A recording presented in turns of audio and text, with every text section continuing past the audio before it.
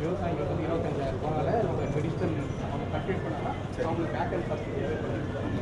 அதே மாதிரி ஆர்கானிக்லேயே எல்லாமே இப்போ கல்டிவேட் ஆர்கானிக்கா எல்லாமே நம்மளுக்கு இப்போ 20 ஃபார்ம் 20 குரூப் 5 குரூப் இருக்குது சார். 100 farmer sir. 100 ஃபார்மர் வந்து இப்போ செகண்ட் இயர் கன்வென்ஷன் இருக்காங்க சார். தேர்ட் இயர் வந்தாங்கன்னா அவங்களுக்கு வந்து சர்டிஃபிகேஷன் வரும் சார். DJ certificate. இது வந்து எலவம்படி இப்போ நம்ம கிளைமேட்டுக்கு சீரம் வந்து நல்லா வரும் சார். ஏன்னா இது ஹார்டாக இருக்கும் சார். ஏன்னா ஹீட்டு டாபிக்ஸ் இருக்காங்க. ரோட் வந்து உயிர் காசு வந்து கொஞ்சம் ப்ரொமோட் பண்ணிருக்காங்க. நம்ம எல்லாமே கல்டிவேட் பண்ணணும் போய் கவர்மெண்ட் வந்து சம்மர் ப்ராப்ளம் பண்ணியிருக்காங்க. அதனால் எல்லாமே கல்டிவேட் பண்ணணும். சார்பிலும் வேலூர் மாவட்ட நிர்வாகத்தின் சார்பிலும் விவசாய பொருட்களை ஏற்றுமதி செய்வது குறித்த விவசாயிகளுக்கான ஒரு நாள் கருத்தரங்கம் இன்றைய தினம் மத்திய வர்த்தக நிலைக்குழுவின் உறுப்பினரும் வேலூர் பாராளுமன்ற உறுப்பினருமான வேலூர் பாராளுமன்ற உறுப்பினர் அவர்கள் தலைமையில் இன்றைய தினம் நடைபெறும்.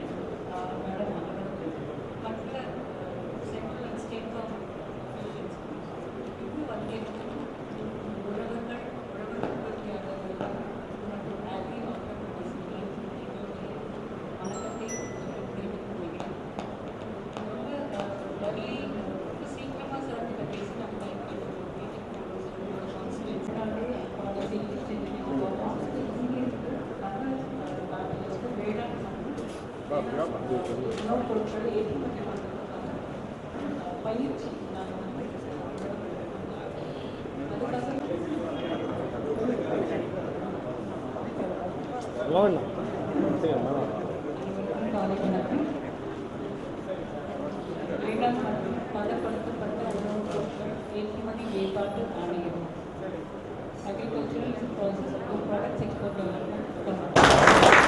ஏன்னா இங்க இருக்கக்கூடிய விவசாய பெருமக்கள் இளவப்பாடி கத்திரிக்காயை பத்தி நிறைய பேர் பேசுறாங்க.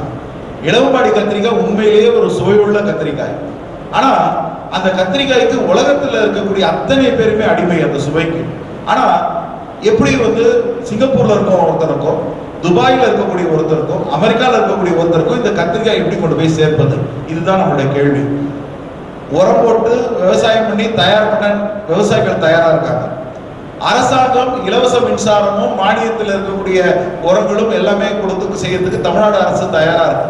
ஆனா விளைபொருட்களை வெளிநாட்டில் இருக்கக்கூடிய யாரோ ஒருத்தருக்கு கொண்டு போய் சேர்க்கணும்னா அது எப்படி? அப்படின்ற ஒரு கேள்விக்கு பதில் சொல்வதற்கு தான் இந்த கருத்தரங்கு நீங்க நடைபெற்று கொண்டிருக்கு. ஐயா, இந்த கருத்தரங்குல என்ன நடக்கும்னா, எப்படி இந்த விவசாய பொருட்களை வெளிநாட்டுக்கு கொண்டு போகும். ஒரு உதாரணத்துக்கு சொல்லி முடிக்கிறேன். எலுமிச்சை பழத்தை ஏற்றுமதி பண்ணும் பொழுது, எலுமிச்சை பழத்தை நம்ம இங்க இந்தியாவில் நம்ம பண்றோம். நல்ல நல்ல எலுமிச்சை பழம் பார்த்தோம்னா நம்ம என்ன பண்ணுவோம், ஒரு எலுமிச்சை பழத்தை வாங்கிட்டு வருவோம், சைஸை பார்ப்போம், சின்னதா இருக்கா பெருசா இருக்கான்னு பார்த்து விட்டுருவோம். ஆனா வெளிநாட்டுக்கு ஏற்றுமதி பண்ணும் பொழுது இங்க இருந்து நம்ம பிளைட்ல கொண்டு போய் ஏற்றுமதி பண்ணும்போது அந்த நம்ம ஊர்ல இருக்கக்கூடிய பிளான்ட் குவாரண்டைன் ஒரு டிபார்ட்மெண்ட் இருக்கு, அவன் நிறுத்திடுவாங்க. என்ன கேட்பான் தெரியுமா? உங்க எலுமிச்சை பழத்துல கருப்பு புள்ளி இருக்கு, கருப்பு கருப்பா புள்ளி இருக்கு, அந்த கருப்பு புள்ளியில இருக்கக்கூடிய அந்த எலுமிச்சை பழத்துல இருக்க கருப்பு புள்ளியில ஃபங்கல் இருக்கும், அந்த மாதிரி ஒரு இது இன்ஃபெக்ஷன் இருக்கும். அது வெளிநாட்டுக்கு போனா அதை உபயோகப்படுத்தி தூக்கி போட்டா அது வந்து அந்த இன்ஃபெக்ஷன் பரவி மற்ற காய்கறிகளாக கூட பரவிடும் சொல்லிட்டு நிறுத்தி விடுவாங்க.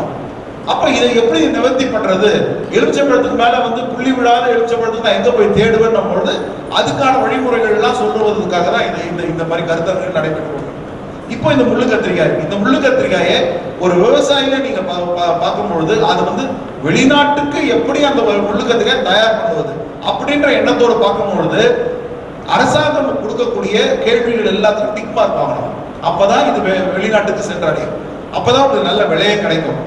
இதெல்லாம் ஏன் அரசாங்கம் இவ்வளவு கண்ணு கருத்துமா இருக்கு? எதுக்காக வந்து இந்த மாதிரி ஒரு கத்திரிக்காய் விளைவிக்கிறோம், அது ஏற்ற பண்ணி அனுப்புறோம், அது போய் அங்க போய் நல்ல காசு விற்க வேண்டியது தானே அப்படின்னும் பொழுது அந்த ஊர்ல எல்லா ஊர்லயுமே இந்திய நாட்டுக்கு சில கோட்பாடுகள் உண்டு. வெளிநாட்டுக்கும் சில கோட்பாடுகள் உண்டு. அப்ப வெளிநாட்டு கோட்பாடுகளும் இந்திய கோட்பாடுகளும் ஒன்னா இருந்தாதான் இந்த பொருட்கள் கொண்டு போய் அங்க சேர்க்க முடியும். உதாரணத்துக்கு சொல்றேன், நல்ல விவசாயிகள் இருக்காங்க, நல்ல ஏற்றுமதியாளர்கள் இருக்கக்கூடிய இந்த நாட்டில் சில பேர் இருக்காங்க, கருப்பாடுகள் சொல்லக்கூடிய சில பேர் இருக்காங்க. உதாரணத்துக்கு ஒன்று சொல்லி முடிக்கிறேன். விரலி மஞ்சள், மஞ்சள்ன்றது புனிதமான பொருள் நம்மளை பொறுத்த வரைக்கும். அந்த மஞ்சளுக்கு அத்தனை மகத்துவம் உண்டு. ஈரோடு மஞ்சள், அதே போல சேலம் மஞ்சள், ஆந்திராவில் இருக்க குண்டூர் மஞ்சள், ஏகப்பட்ட மஞ்சள் வெரைட்டி இருக்கு இந்தியாவில். அந்த மஞ்சளுக்கு ஏகபோக வரவேற்பு இருக்கு வெளிநாட்டில். கேன்சரை குணப்படுத்தக்கூடிய அற்புதமான பொருள்னு சொல்றது அந்த விரலி மஞ்சள். அந்த விரலி மஞ்சளையோ அரைச்சி அதை வந்து டீலையோ காஃபிலையோ போட்டு குடிச்சோம்னா உடம்புல இருக்கக்கூடிய கேன்சரே வராதுன்னு சொல்றாங்க, புற்றுநோயே வராதுன்னு சொல்ல அளவுக்கு அதுல கர்குமின்னு சொல்லக்கூடிய ஒரு முக்கியமான திரவ பொருள் இருக்கு. ஆனா அந்த பொருளை அப்படியே ஏற்றுமதி பண்ணலாம்னா எல்லா விவசாயிகளும் அந்த மஞ்சளை வாங்கி அரைச்சி சுத்தம் பண்ணி ஏற்றுமதி பண்ணுவாங்க. ஆனா என்ன தெரியுமா நடக்குது, அந்த மஞ்சளை வந்து நல்லா சுத்தம் பண்ணாம தரங்கெட்ட மஞ்சளை நல்ல விலைக்கு விற்கணுன்றதுக்காக சில ஏற்றுமதியாளர்கள் என்ன பண்றாங்கன்னா மட்டமாக இருக்கக்கூடிய லெட்டுன்னு சொல்லக்கூடிய ஒரு முக்கியமான கனிம பொருள், லெட்டுன்னு சொல்லக்கூடிய ஒரு விஷப்பொருள், அந்த பொருளை பவுடர் ஆக்கி அதை வந்து அந்த மஞ்சள் தூளோட கலக்கும் போது அந்த மஞ்சள் தூள் பல தங்க மாதிரி மின்னும், பார்க்கறதுக்கு அவ்வளவு. ஆனா சாப்பிட்டீங்கன்னா 10 நாள் சாப்பிட்டா நம்ம கேன்சர் வந்து செத்து போயிடுவோம். அவ்வளவு மட்டமான பொருளை ஏற்றுமதி பண்றாங்க. ஏன் நம்ம சாதாரண அன்றாட ரசத்திலையும் சாப்பாட்டிலையும் போடக்கூடிய மிளகாய் இருக்கு. அந்த மிளகாய் வந்து விவசாயிகளுக்கு எல்லாம் தெரியும். மிளகாயை வந்து விவசாயம் பண்ணும் பொழுது பனி வந்துச்சுன்னா அந்த மிளகாய் மேல பனி பட்டா வெளுத்து போயிடும், ஒன்றும் தப்பு கிடையாது.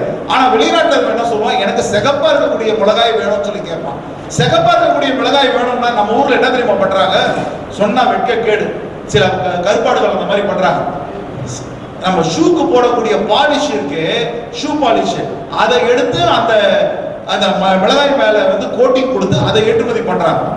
நான் கேட்கிறேன், எவ்வளவு மட்டமான பொருட்களை கெமிக்கல்ஸ் இருக்கக்கூடிய அந்த ஷூ பாலிஷ், லெதருக்கே அழகு சேர்க்கக்கூடியது, அதை கொண்டு வந்து அந்த மிளகாய் மேல போட்டு அதை ஏற்றுமதி பண்ணும்போது அதுக்கு எவ்வளவு மட்டமான அதுக்கு வரவேற்பு இருக்கும், எவ்வளவு கொடுமையான ஒரு செயலை செய்யறாங்க. இவைகளெல்லாம் தடுப்பதற்காக விவசாயிகளுக்கு இயற்கையாவே எப்படி மஞ்சளை காப்பாற்றுறது, எப்படி மிளகாயை காப்பாற்றுறது, எப்படி முள்ளு கத்திரிக்காயை தரமாக விவசாயம் பண்ணுவது, ஏற்றுமதிக்கு ஏற்ற மாதிரி எப்படி விவசாயம் பண்ணுவது, இப்படின்ற அடிப்படை கருத்துக்களை நிவர்த்தி செய்வதற்காக தான் இந்த கருத்தரங்கு ஏற்பாடு பண்ணப்பட்டது. சொல்லக்கூடிய இந்த கத்திரிக்காய்க்கு நல்ல மகசூலை பெருக்கி வெளிநாட்டுக்கு ஏற்றுமதி செய்து இந்த முள்ளு கத்திரிக்காய் என்பது இந்தியாவிலேயே உலகத்திலே புவிசார் பெற்றது. இந்த இளவம்பாடி கத்திரிக்காய்னா இந்தியாவில் அணைக்கட்டில் மட்டும்தான் இருக்கு, வேற கிடையாதுன்ற அளவுக்கு இதுக்கு மரியாதை வந்திருக்கு. அதனால இதை நம்ம அதிகமான விவசாயம் பண்ணி வெளிநாட்டுக்கு ஏற்றுமதி பண்ணி அந்நிய முதலீட்டை தமிழ்நாட்டுக்கு கொண்டு வந்து பெரிய பெயர் வாங்கி கொடுக்கணும் என்பதை கேட்டுக்கொண்டு